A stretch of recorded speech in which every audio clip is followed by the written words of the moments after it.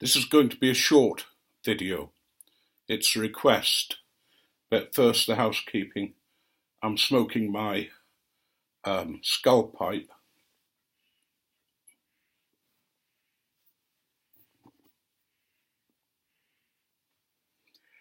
And in it I've got Samuel Garth's limited edition of 2013. And it's a lovely, tasty Virginia and other tobaccos, which I'm not really good at looking at picking out, but I can taste the different tobaccos.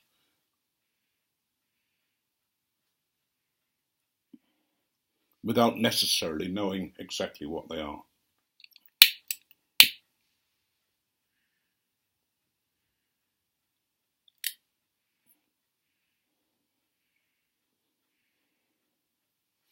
It's not the oldest tobacco I've smoked.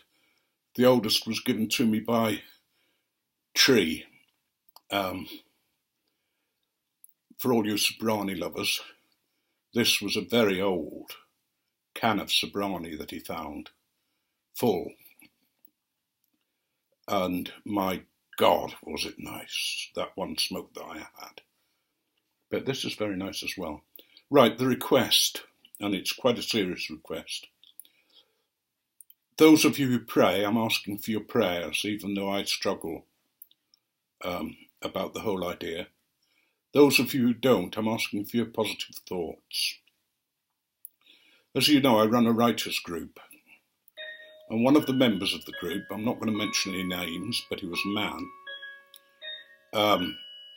was assaulted when he left the group. I'd left slightly early because we'd finished what we were doing and I needed to get away. But he came out with his dog, and his dog messed on the grass and was very, very loose, very ill. And this particular person went absolutely apeshit. Came up to him, cursing him and swearing at him, pushing him.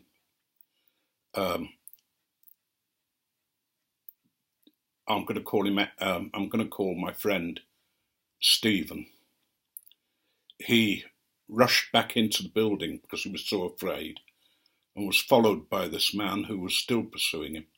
So Stephen went into the office and shut the door, or tried to.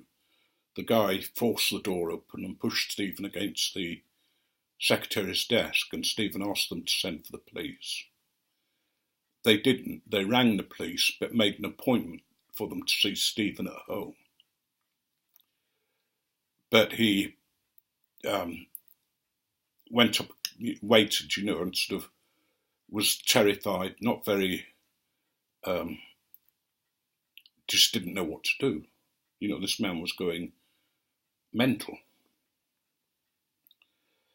He asked for some water, a pail of water, and went out and cleaned the dog mess up, which he would have done anyway. But the man was still pursuing him and still swearing at him, still shoving him around. I don't think he actually hit him, but it was still a physical and mental assault and a verbal assault, verbal abuse. Stephen went back into the office to collect the dog and collapsed and was taken to hospital, where he was diagnosed as suffering from extreme shock.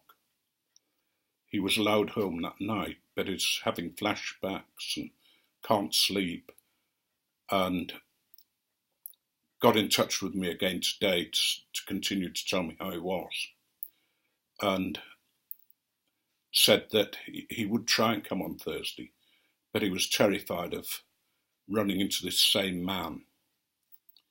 I don't know what the owners of the building have done. I hope that they've taken steps to make sure such a thing can't happen again, because I understand that the man was employed by them. I'm going to stop there before I reveal too much about what happened. I don't know what their side of the story is. I don't know what the assailant's side of the story is. I only know what Stephen's side of the story is. but I'd appreciate your thoughts and prayers, especially for Stephen as he tries to come to terms with this thing. It's really messed him up. He is a disabled man. He's got very severe hearing loss, and is not well really at all. So those of you who can, and those of you who believe in the power of positive thinking and thoughts, just remember us on Thursday, please. And remember Stephen as he is now. I'm not going to do a joke at the end of this one. I'm just going to say, have a great harvest Thanksgiving if I don't speak to you before. And may your pipe always be full. May your tobacco be sweet. And may your matches always be dry.